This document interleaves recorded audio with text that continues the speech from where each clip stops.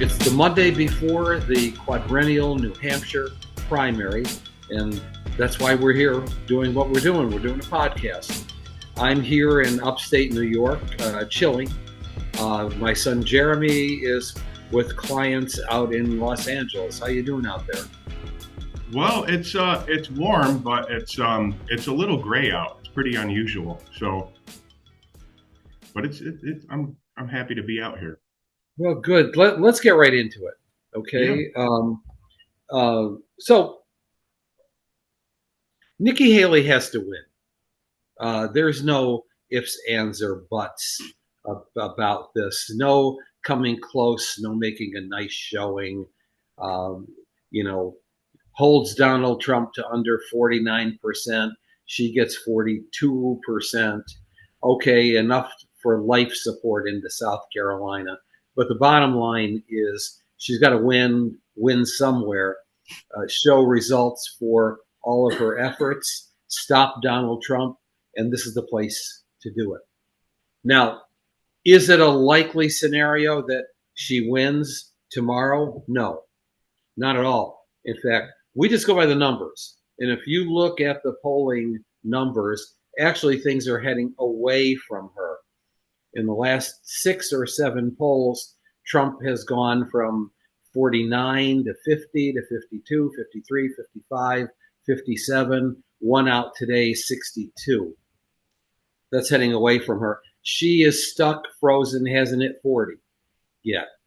Been the beneficiary, to some degree of Chris Christie dropping out, and maybe to some degree it's helping her that Ron DeSantis is out, but not enough. On the other hand,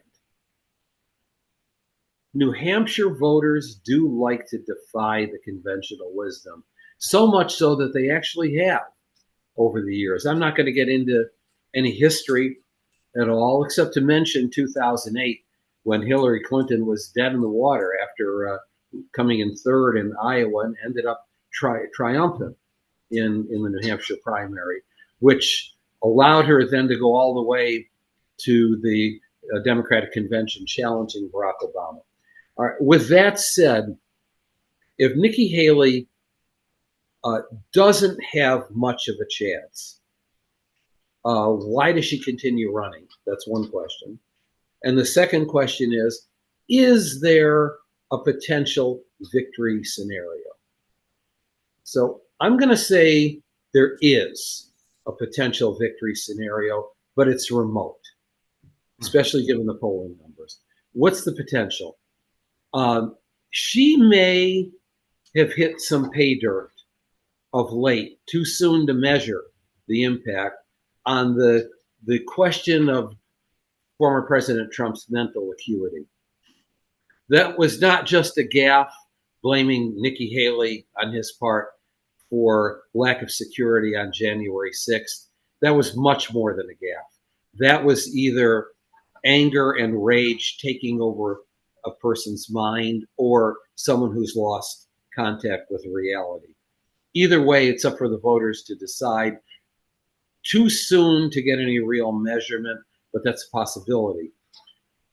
In conjunction with that, her other possible victory scenario involves a huge turnout among independent voters, many of whom want to stop Trump, and many of whom may want to cause some disruption within the Republican Party. That is very real. Not likely, but very real. And then I'm going to end by saying what makes her run at this point. And that is, if there is a sign that this mental acuity issue takes some hold, she's the last person in the race. And going against Donald Trump for the remainder, even if he wins likely every primary and caucus from here on in, she gets delegates. And if for some reason, whether it's a criminal conviction or questions about his mental judgment, she goes to the convention with some delegates and says, hey, I won some delegates, I'm your nominee. Not likely scenarios, but worth talking about. What do you think?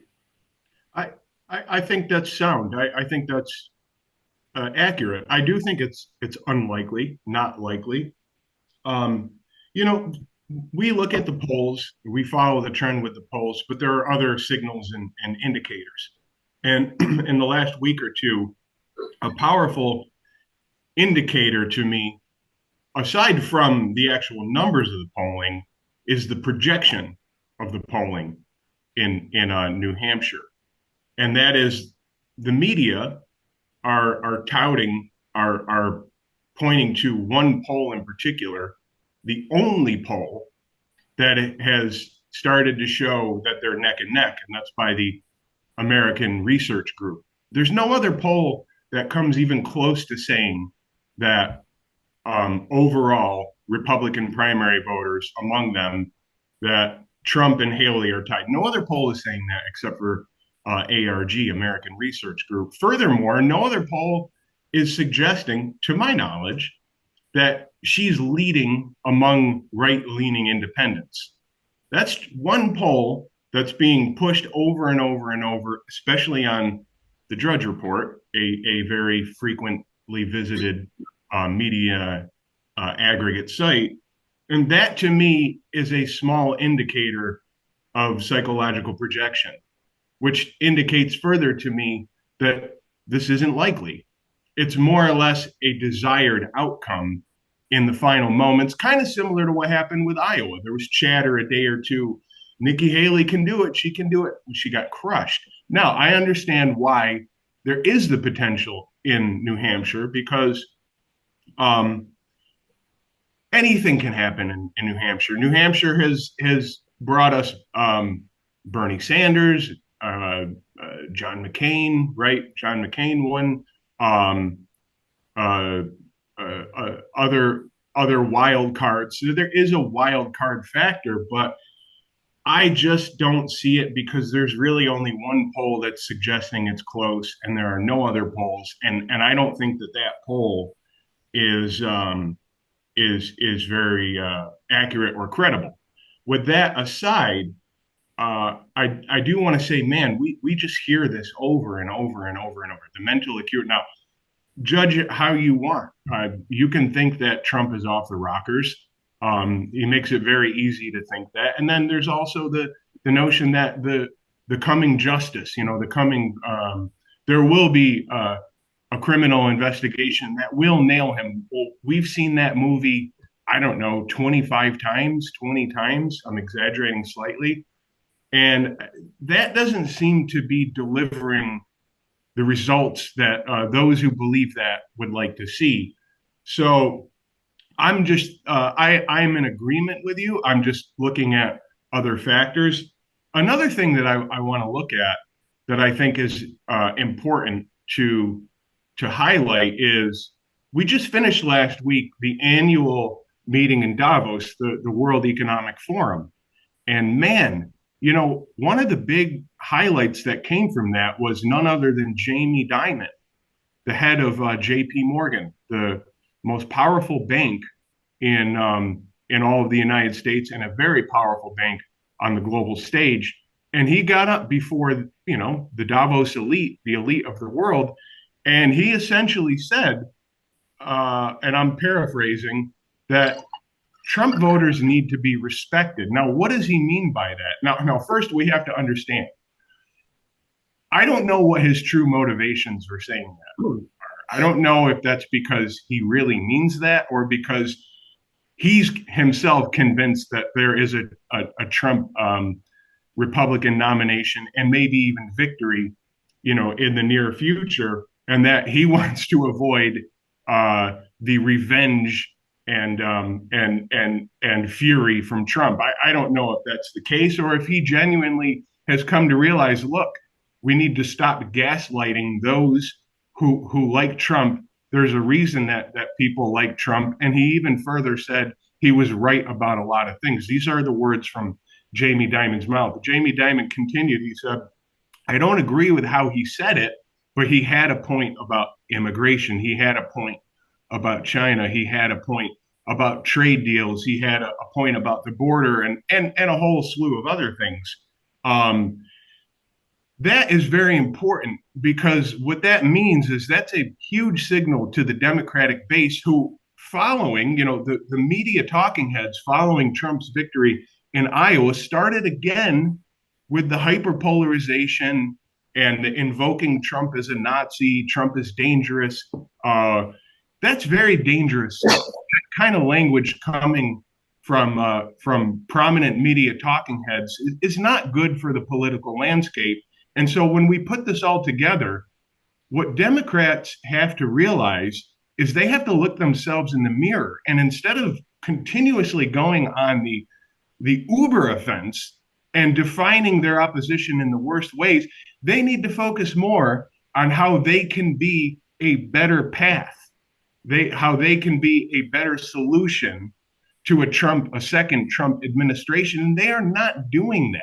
And that to me is further signal that things aren't going to go well for in New Hampshire for the Democratic voters, the Democratic Party, meaning Trump is likely to win. He is not likely to lose. And so that's my summary. Yeah, I only want to respond to that very important message from Jamie Dimon. You know, there was a big push. I lose track of time, 7 years ago or so, before COVID, anyway, for the Business Roundtable about corporate social responsibility and about how corporations have a responsibility not just to try to make the world a better place, but to listen to consumers. And consumers are demanding more and more green, more and more social justice and equity, particularly younger consumers. This, I think, Jamie Dimon was responding in many ways to the Bud Light effect, where Bud Light it just dominates the American market, the global market in terms of beer consumption, and yet they felt the need to use an LGBTQ influencer to try to broaden their market, which they have defined pretty much as macho, 18 to 35 football and so on, and it backfired. It backfired in terms of substantial losses in sales. I believe they lost about 25% off of their market share, which is huge. Not just Bud Light, but a number of the brands owned by the AB company worldwide.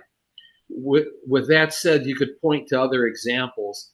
And I think strictly from a business point of view, what Dimon was recognizing was, hey, there are folks out there who disagree, and they buy beer, and they buy clothing, and they do banking, and they want corporate social responsibility as well, but they may not have a one-size-fits-all sense of corporate social responsibility. And besides that, in many instances, they're winning. They're winning elections. And so we meaning the world of business, the world of Davos and investment, we can't be acting in a one-size-fits-all notion of who our consumers are. And in that sense, I think that was another major turning point from the previous turning point 7 or 8 years ago. Yeah, and I mean, I have to be clear. He was very clear in his language that he wasn't endorsing Trump. He was just saying that, he said Trump is, in his words, that Trump was right about a lot of things. He just hated the way he said it. And so the fact is that it ties into my point that journalists and pundits and those who are aligned with the forces of the DNC need to address that and figure out how they could how they could provide an alternative path that isn't so polarizing, that isn't I mean, let's face it, that doesn't stoke or poke the bear, because that's dangerous, especially when we're at a point where the political landscape is turning into a pressure cooker. The fact needs to be that there has to be dialogue and not so much the gaslighting and the labeling and the overdrive on the mass hysteria in terms of MAGA gaining ground. So um, I'll leave it at that. Final note for me, one thing can be certain. New Hampshire voters will do what New Hampshire voters will do, uninfluenced by the outside world and uninfluenced even by their own influencers. This is truly live free or die, independent sort of folks. That's what makes it so much fun every 4 years. We'll see. We'll probably be talking about whatever happened shortly thereafter. Enjoy the left coast. Yeah, enjoy the cold.